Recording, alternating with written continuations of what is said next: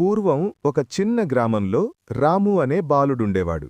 ఒకరోజు అతను తన తాతయ్యని అడిగాడు, తాతయ్య, మనం ప్రతి సంవత్సరం ఉగాది పండగ ఎందుకు జరుపుకుంటాం?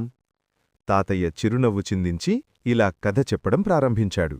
ఎప్పుడో చాలా కాలం క్రితం ఈ ప్రపంచాన్ని సృష్టించిన బ్రహ్మదేవుడు కొత్త సంవత్సరాన్ని ప్రారంభించడానికి ఒక ప్రత్యేకమైన రోజును ఎంచుకున్నాడు.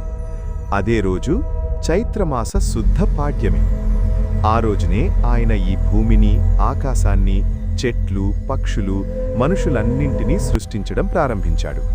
అందుకే ఆ రోజును కొత్త ఆరంభంగా భావించారు. కాలక్రమేణా ప్రజలు ఆ రోజును ఎంతో ఆనందంగా జరుపుకోవడం ప్రారంభించారు. కొత్త బట్టలు వేసుకుని, ఇళ్లను శుభ్రం చేసుకుని, రంగోళీలు వేసి పండగ చేసుకునేవారు.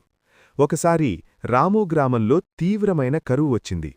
పంటలు పండలేదు, ప్రజలు బాధపడ్డారు.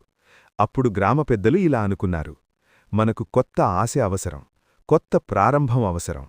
అందరూ కలిసి ఉగాది రోజు దేవుణ్ణి ప్రార్థించారు. ఆ రోజునుంచి వర్షాలు పడి పంటలు బాగా పండాయి. గ్రామం మళ్లీ సంతోషంగా మారింది. అప్పట్నుంచి ప్రజలు ఉగాది పండగను కొత్త ఆశల పండగగా భావించారు. ఉగాది రోజున చేసే ముఖ్యమైన పదార్థం ఉగాది పచ్చడి. ఇందులో తీపి, పులుపు, చేదు, కారంపు ఆల్ రుచులు ఉంటాయి. ఇది మన జీవితంలో సుఖం, దుఃఖం, కోపం, ఆనందం అన్నీ ఉంటాయని తెలియజేస్తుంది. కథ యొక్క నీతి: ఉగాది అంటే కొత్త ఆరంభం. జీవితంలో ఏ పరిస్థితి వచ్చినా ధైర్యంగా ఎదుర్కొని ఆశతో ముందుకు సాగాలి.